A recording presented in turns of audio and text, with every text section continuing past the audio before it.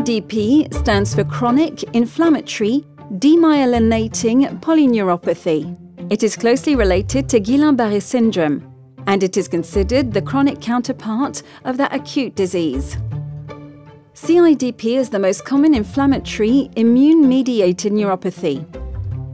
It is caused by the immune system destroying the myelin sheath that covers peripheral nerves axon. CIDP can occur at any age and in both genders, but it is more common in young adults and in men more so than women. The condition is acquired and potentially treatable. The initiation of an early treatment to prevent loss of nerve axons is recommended. For CIDP patients, early diagnosis often means early treatment. This is essential because it can prevent lesions that are sometimes irreversible.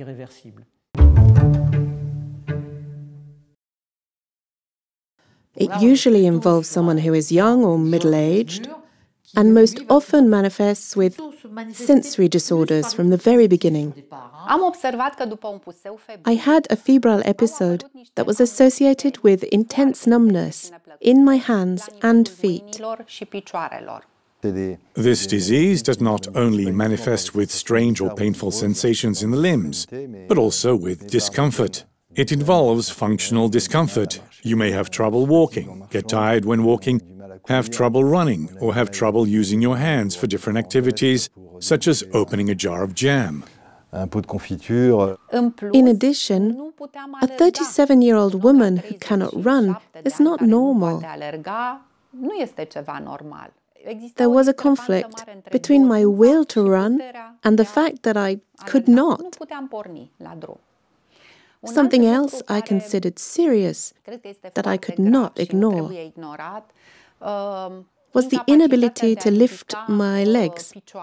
While driving, I had a hard time moving my foot from the brake to the accelerator. This lack of control was something I felt endangered me.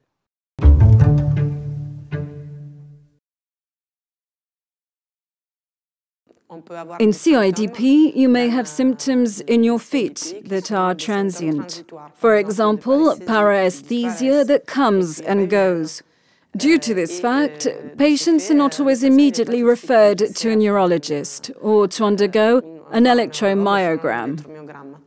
The first symptom that can alarm your doctor is an onset of exhaustion, fatigue, that is not supported by routine lab work. The second reason that your GP could send a patient to seek a neurologist is the absence of the patellar reflex. I think this examination should be part of the standard assessment. It is true that on physical examination there is a big difference between polyneuritis, diabetes and CIDP, which is the king of inflammatory neuropathies. When reflexes are checked, they are no longer present in the arms or legs. However, in polyneuritis, generally only the ankle reflexes have disappeared, and all the other reflexes are present. This reveals that all the peripheral nerve fibers are damaged or entrapped. The third very serious symptom is difficulty with balance. This balance disorder is an important sign that reveals an important underlying organic condition, a non-transient sign. The first point to be determined is whether the disease is acquired. In undiagnosed forms that become chronic, skeletal deformations can also occur. Therefore, pes cavus, and that makes a disease that can be treated look like a genetic disease. Therefore, you must be very careful. When you are faced with deformed feet, for example, in a patient with no past family history of the disease, you must also think about ruling out the possibility of an inflammatory disease. In the end, what can make the difference when you're having trouble?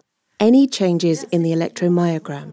When you're faced with CIDP, you will have something that is not good, namely values that are not good. Then you treat the patient and presto, you will see the values go up. And then you will see when it deteriorates. This fluctuation and improvement indicate acquired CIDP, while the other involves no changes in the electromyogram, and that is what should eventually be a red flag.